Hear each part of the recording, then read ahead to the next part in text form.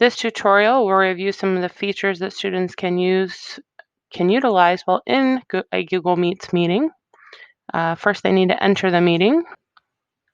Again, it is suggested that students have their microphone turned off. They can do that by clicking here.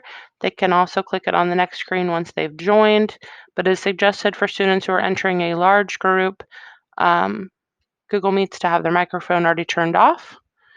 They can also turn off their camera before they enter. This will show a picture of them on the screen for the teacher.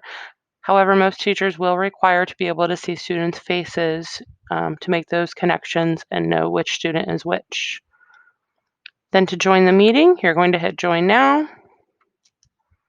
Once a student enters the meeting, they will be able to turn on or off their camera if they hadn't already done so. Again, most teachers are going to require students to be able to see their faces, and you'll be able to see your own face up here in the upper right-hand corner.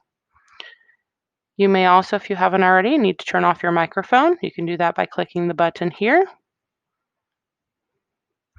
If you are muted, even if you are talking, everyone else in the room will not be able to hear you. So make sure that your microphone is on if you want, if you do have a question or need to speak out. There should be 3 buttons on your students' Google Meets. There's a thumb up. If the teacher asks the student if they understand something, they can give a thumbs up or a thumbs down. They can show that they're clapping at what someone is saying. They can show that they're laughing about what someone is saying, but rarely will they ever use any of the features but the thumbs up and thumbs down to respond to the teacher. When they hit the second icon here, it will tell the teacher that they have raised their hand, and so that way the teacher can address that concern that the student may have. And then the teacher will have to get rid of that as they go. With the gear icon here, the student can change a few settings. If they'd like to change the skin color of their person up here in the corner, they can do that. They can turn on whether or not the student is getting notifications or not. And there are a few other things there that the student probably won't use too often.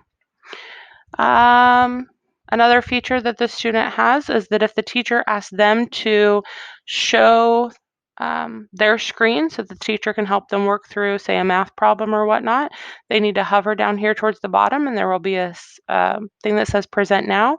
If they click on that, they'll want to present their entire screen. They'll want to click on this button and then hit Share, and once they do that,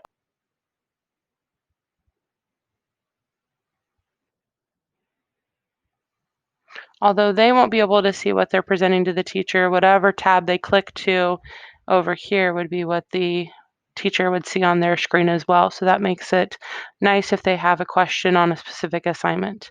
In order to stop presenting, they're going to click on the You're Presenting button and hit Stop Presenting, and it'll take them back to their normal screen. Another feature that students can use, especially if the teacher is having a large group discussion, or is teaching a live presentation like they would in the classroom, is the chat feature.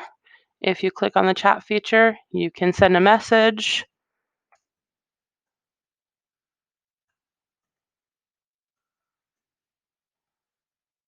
And they can type out the message they want. Even if the teacher doesn't have their chat feature open, up here it would have a green number to show that the teacher has new notifications in the chat. And so the teacher would know to check their chat feature so that they can see what questions the students may have. And then they may respond to them either via the chat or they may just answer it for everyone. Lastly, to get out of a Google Meets phone call, it is wise to come down here and hit the telephone button. It will allow the student to end the call. If they accidentally end the call, they have the opportunity to rejoin. Say they meant to hit the camera icon and instead they hit the hang up button.